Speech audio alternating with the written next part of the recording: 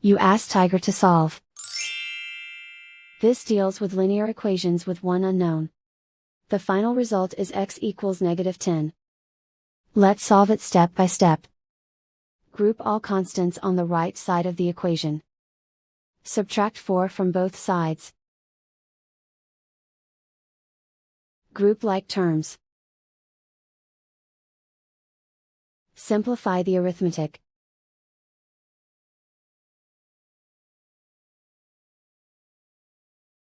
Isolate the x. Divide both sides by -3. Cancel out the negatives. Simplify the fraction. Move the negative sign from the denominator to the numerator. Find the greatest common factor of the numerator and denominator. Factor out and cancel the greatest common factor. And so the final result is x equals -10.